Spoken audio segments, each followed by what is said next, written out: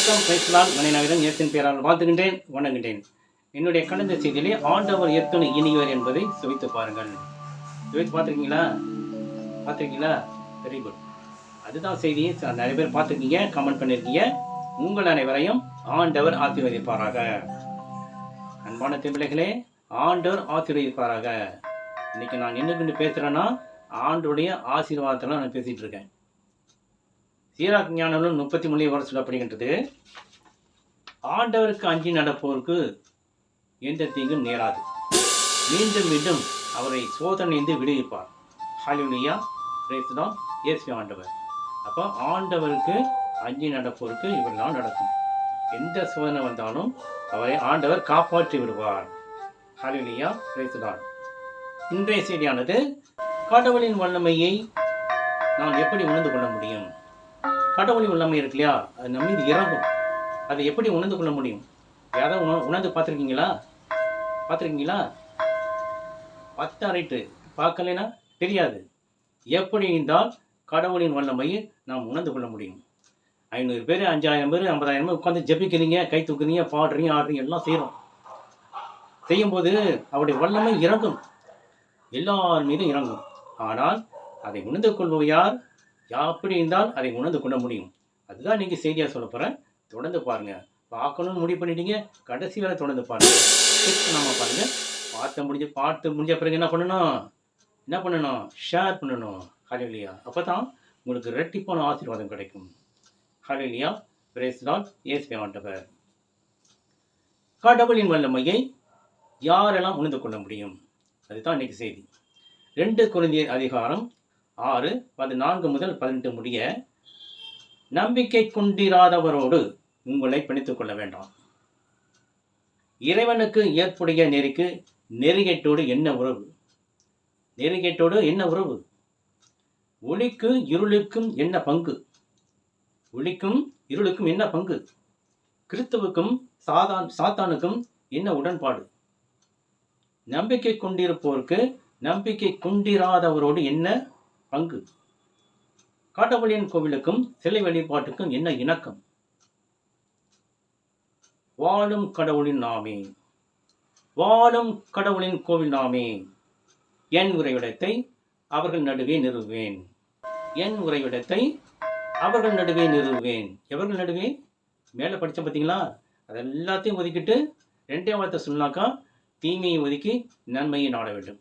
அவ்வாறு இருந்தால் ஆண்டவர் வல்லமையை நாம் தெரிந்து கொள்ள முடியும். அந்த இடத்துல தான் அவர் உறைவிடத்தை நிறுவுவார். உறைவிடம் என்ன? தங்குற இடம். உறைவிடம் நிறுவார். இப்போ கடவுள் தம் உறைவிடத்தை எப்படி நிறுவ வேண்டும் என்று செஞ்சு சொல்லிட்டார்.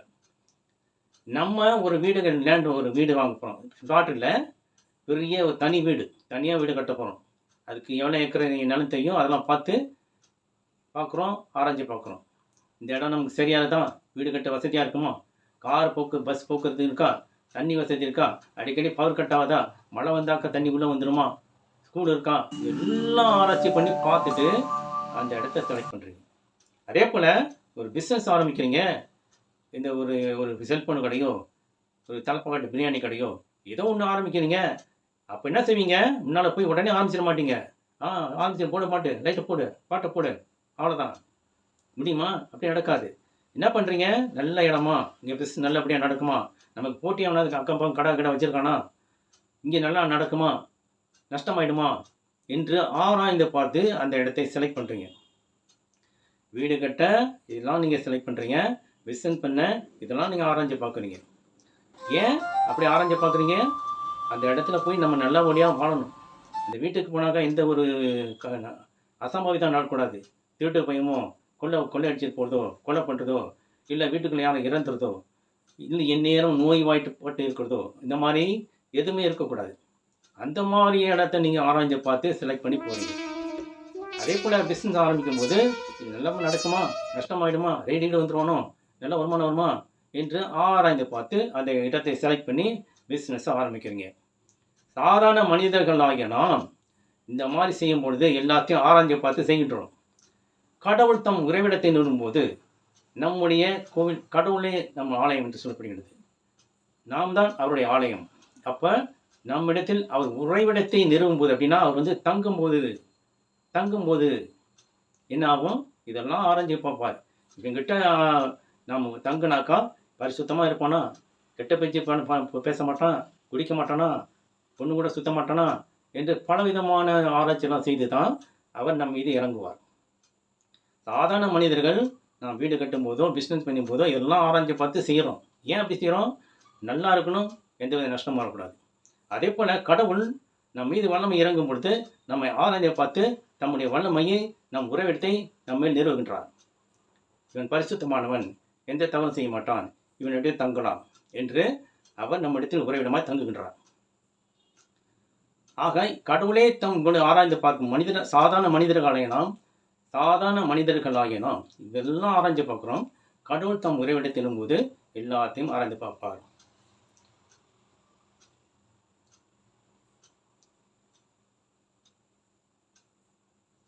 என் உறைவிடத்தை அவர்கள் நடுவே நிறுவுவேன், அவர்கள் நடுவே நான் உலவுவேன்.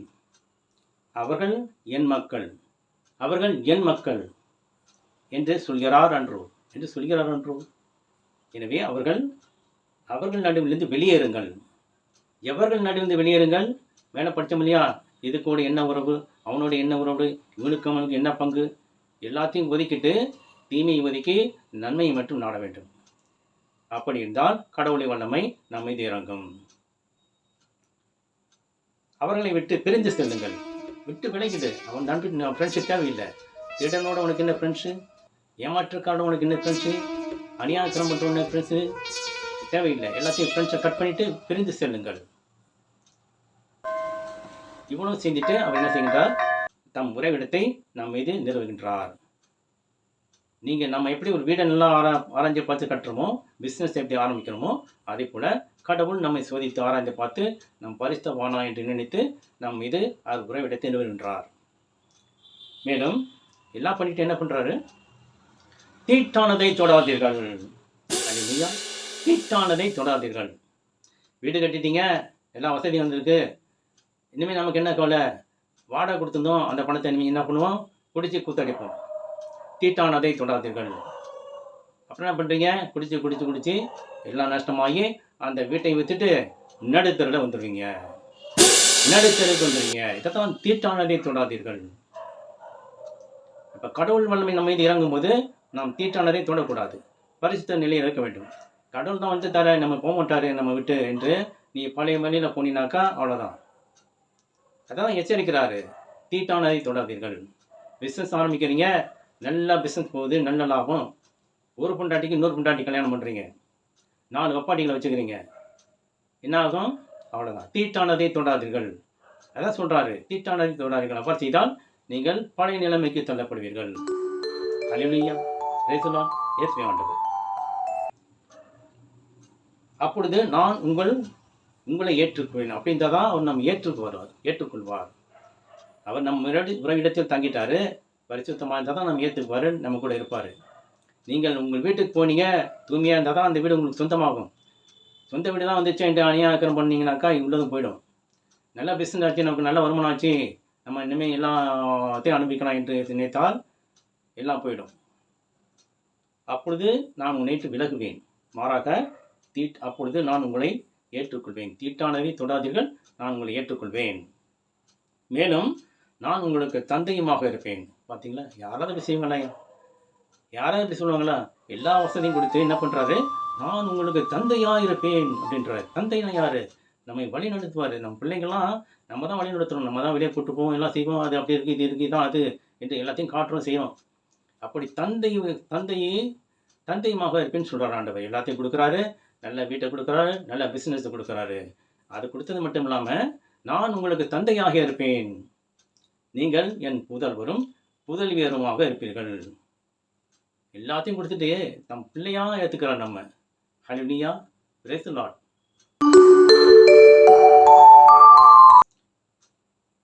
நீங்கள் என் புதல்வியாக இருப்பீர்கள் என்கிறார் எல்லாம் வல்ல ஆண்டவர். ஹல்லேலூயா, பிரைஸ் தி லார்ட், இயேசுவே ஆண்டவர். ஆகவே அவர் உறைவிடத்தை நிறுவும்போது எவ்வாறு நம்மை தூய்மை பரிசுத்தமாக இருக்கின்ற ஆராய்ந்து பார்த்து அவர் நம்ம உறைவிடத்தை நிறுவுகின்றார். நாம் எப்பொழுது ஒரு நல்ல வீடை செலக்ட் பண்ணி எல்லா வசதியும் இருக்கான்னு பார்த்து வீடை கட்டுறோம். ஒரு பிஸ்னஸ் ஆரம்பிக்கும் போது எல்லா வசதியும் இருக்கா, நஷ்டமாகக்கூடாது என்று ஆராய்ந்து பார்த்து பிஸ்னஸ் நடத்துகிறோம். இதெல்லாம் கரெக்டாக நடந்தாக்கா ஆண்டவர் நம்ம ஏற்றுக்கொள்வார், நம்மை ஆசீர்வதிப்பார். இப்பொழுது கடவுளின் வல்லமை நம் மீது இறங்குவதை எப்படி உணர முடியும்? இப்பொழுது நீங்களே என் கோவில், நீங்களே என் ஆலயம், என் உறைவிடத்தை உங்கள் நடுவே நிறுவேன் அப்படின்ட்டாரு. என்ன சொன்னாரு? நீங்களே என் கோவில், நீங்களே என் ஆலயம், என் உறைவிடத்தை உங்கள் நடுவே நிறுவேன் அப்படின்றாரு. அப்போ நாம ஒரு ஆலயம். ஆலயம்னா எப்படி இருக்கும்? ஆலயம்லாம் பார்த்துருப்பீங்க இல்லையா? எல்லா ஆலயமும் எப்படி இருக்கும்? எல்லா ஆலயமும் கோபுரங்கள் எப்படி இருக்கும்? விண்ணை நோக்கி இப்படி உயர்ந்து கொண்டிருக்கும். விண்ணை நோக்கி உயர்ந்து கொண்டிருக்கும் இருக்கும் இல்லையா? அப்படிதான் இருக்கும். எல்லா மத ஆலயங்களும், எல்லா வித தெய்வ ஆலயங்களும் விண்ணை நோக்கி இப்படி கோபுரமாக இருக்கும் இல்லையா?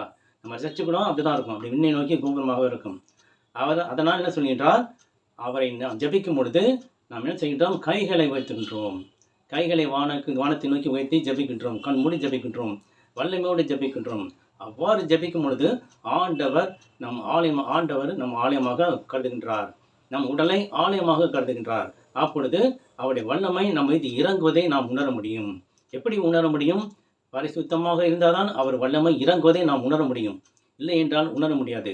ஆகவே அவர் ஜபிக்கும் பொழுது வல்லமையோட ஆற்றோடு ஜபியுங்கள். கண்ணமிடி ஜபித்துக் கொண்டிருக்கும் பொழுது அவருடைய வல்லமை இறங்குவதை கண்டிப்பாக நாம் உணர முடியும். ஹல்லேலூயா, பிரைஸ் தி லார்ட், இயேசுவே ஆண்டவர். யாருக்காவது இந்த மாதிரி அனுபவம் இருந்தாக்கா நீங்கள் மற்றவங்களை பகிர்ந்து சொல்லுங்கள். விண்ணை நோக்கி கைகளை வைக்கும் பொழுது ஆண்டவருக்கு நாம் ஆலயமாக இருப்போம். அப்பொழுது அவர் நம்மிடத்திலே தம் வல்லமை இறக்கி நம் உள்ளத்திலே தங்குவார். நீங்களே என் உறைவிடம், நீங்களே என் ஆலயம், என் உறைவிடத்தை உங்கள் நடுவே நிறுவேன். எல்லா ஆலயங்களும் விண்ணை நோக்கி இருக்கும் பொழுது எல்லாம் அப்படிதான் இருக்கும். அதனால தான் சொல்கிறாரு, கைகளை உயர்த்துங்கள், உயர்த்தி ஜெபியுங்கள். அப்போ ஜெபிக்கும் பொழுது நாம் ஒரு ஆலயமாக தென்படுவோம். அப்பொழுது அவர் வல்லமை நாம் மீது இறங்கும். அதை நாம் உணர்ந்து கொள்வோம். எனக்கு வல்லமை இறங்கலை, ஒன்றும் தெரியலையே அப்படின்னாக்கா நீங்கள் பரிசுத்தம் இல்லை. உடல் பரிசுத்தம் இருந்தால் தான் அவருடைய வல்லமை தங்கும். நம்முடைய ஒரு வாடகை வீட்டுக்கு போகிறோம், ஒரே நாட்டை அழிச்சாக்கா ஓடியா வந்துடும் வெளியே. ஐயா இங்கே எப்படி இருக்கிறது, குடித்தனம் பண்ணுறது, ஐயா வேண்டாம் என்று வந்து விடுவோம். இதெல்லாம் நீங்கள் மட்டும் அப்படி சுத்தமாக பார்க்குறீங்க இல்லையா? அதே போல் கடவுள் நம் தங்கும் பொழுது பரிசுத்தத்தை எதிர்பார்க்கின்றார். வல்லமை வந்த பிறகு என்ன ஆகும்? அதை நான் எப்படி உணர்ந்து கொள்ள முடியும்? முகத்தில் ஒரு பொலிவு உண்டாகும், மாற்றம் உண்டாகும், பேச்சில் மாற்றம் உண்டாகும், செயலில் மாற்றம் உண்டாகும். இவையெல்லாம் மாறிச்சுனாக்கா கடவுள் நம்மிடத்தை தங்கி இருக்கின்றார். அவர் உறைவிடத்தை நம்மிடத்தில் நிறுவி இருக்கின்றார் என்று நாம் உணர்ந்து கொள்ள முடியும். ஹல்லேலூயா, பிரைஸ் தி லார்ட், இயேசுவே ஆண்டவர். அவ்வாறு இருந்தால் நீங்கள் தைரியமாக நம்பலாம், ஆண்டவர் நம்மிடத்தில் இருக்கின்றார் என்று உணர்ந்து கொள்ளலாம். இப்படி ஒரு மாற்றம் இருக்கும். செயலில் மாற்றம், முகத்தில் மாற்றம், பேச்சில் மாற்றம், எல்லாமே மாறிவிடும்.